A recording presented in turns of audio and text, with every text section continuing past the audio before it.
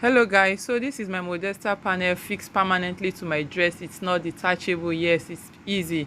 You can actually do it. You don't need to detach it. You can sew it permanently to your dress. Okay, so what you need to do, you need your grommet machine, and then you need your eyelets, the size you want, and then you need your soldering iron. You can also use your grommet machine to create your hose. Okay, so I already have my panel was drafted together with my bodies, right? So I turned it, I used the fabric, you can use the lacing also, and then I turned it inside. After sewing, you know the way you turn.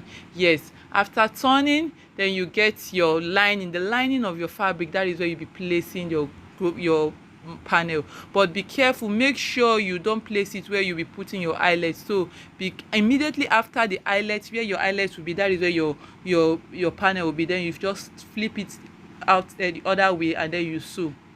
Right, straightforward. You place it immediately after your eyelet, where your eyelet will be. Make sure you measure very well, and then you flip it and you sew it down.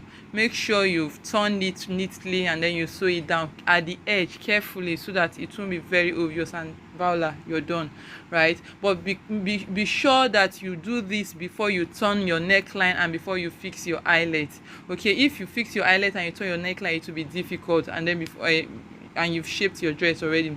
So be sure to do this on your lining. You are fixing it on your lining. After fixing it, then you turn the neckline, then you fix your eyelets on your both side.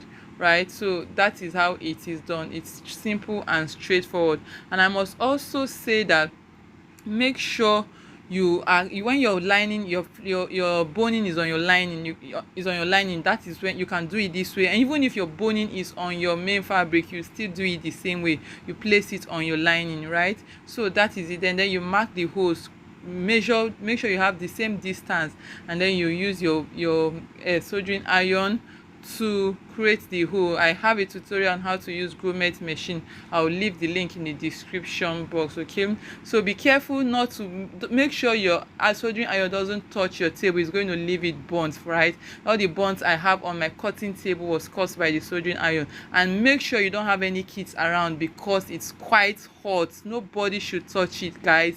It's dangerous. Please, it's even better you use your grommet machine.